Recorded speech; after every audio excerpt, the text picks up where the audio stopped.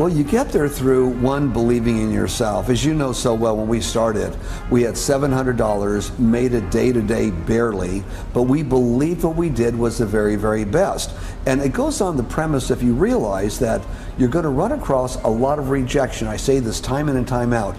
Be prepared for the rejection, no matter how bad it is. Don't let it overcome you or influence you.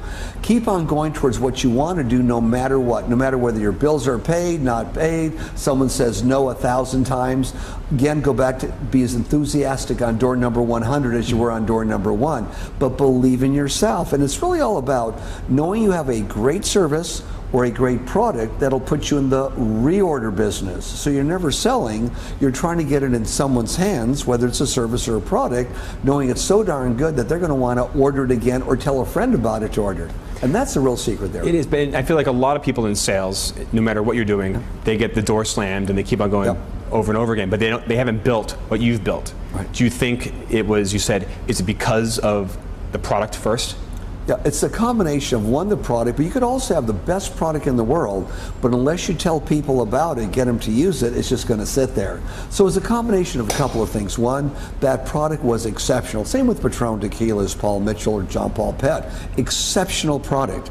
But then one must do what those that maybe aren't quite as successful don't want to do, whatever it takes. Work 7 days a week from early morning till late at night. A lot of rejection comes your way, overcome that rejection, and know that what you have is so good, eventually you'll get through it. Eventually you'll get in the reorder business. And I think today people have to know that. They also have to know that today is not like yesterday. To go out yesterday or 5, 6 years ago and get a job, you have a job, you're paid so much money, you're only responsible for so much. That's antiquated thinking. That's what brings recessions back and forth and back and forth. You've got to think now that if you're one hiring people, give them 2 or 3 jobs, pay them a little more. But if things are tough, you'll never, ever have to lay them off. Never have to. And it creates a good America, a good middle-class America, where you look forward to doing better every single year, opposed to worrying about, are they going to get somebody for less money, or will I be laid off if the economy goes?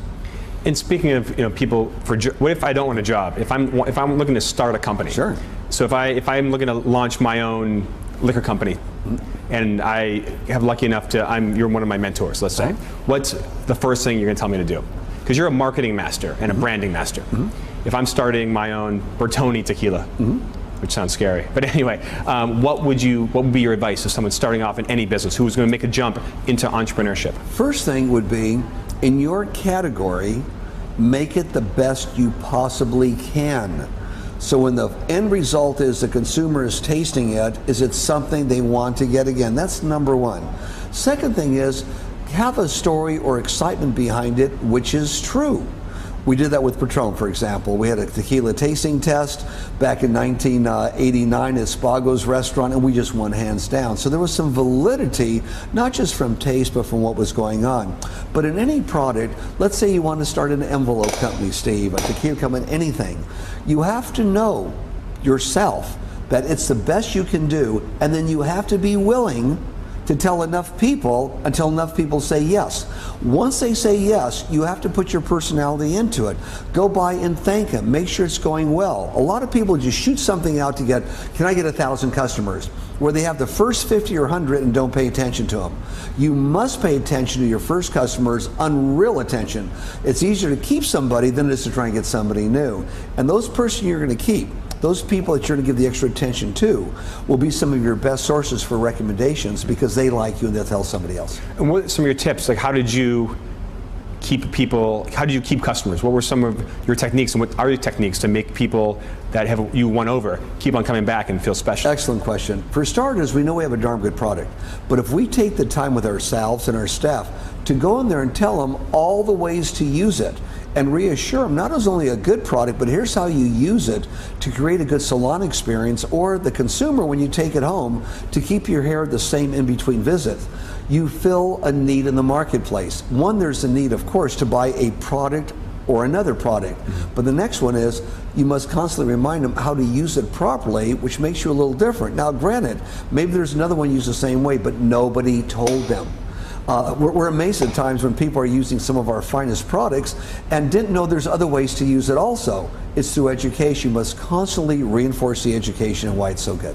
And I hate this word, but how important is having fun in the business? Because you started John Paul Mitchell Systems in LA in the 80s, hanging out in hair salons, which I can imagine the stories you have from the old days, and obviously the premium tequila business that just puts you in, exciting kind of like party mode kind of situations. How important is having fun with the business and the product? Long-term entrepreneurship is liking what you do, who you do it with, and who you do it for. If you're not having fun, then you're only in business to make some money. I still work. I work every single day, but I love what I do, so I have fun. So it became a lifestyle. When you're working, it becomes work. It's not fun. When you're working, it becomes part of your lifestyle because you like it. It's fun. I look forward to calling on salons. I look forward to walking in some place and say, thank you for using Paul Mitchell. I look forward to walking into a cocktail lounge. Wow, thank you for having Patron on the menu. To people in the hip hop industry, thank you for singing about Patron. In the country and western industry, thank you for doing this. In other words, I like it so much that I appreciate so much also the people that like it too. It's a lifestyle and it's a good one. So if an entrepreneur can make a lifestyle that they like with the people they want to deal with part of their business, it'll be long term and it will prosper because you are having fun. Everyone wants to have fun.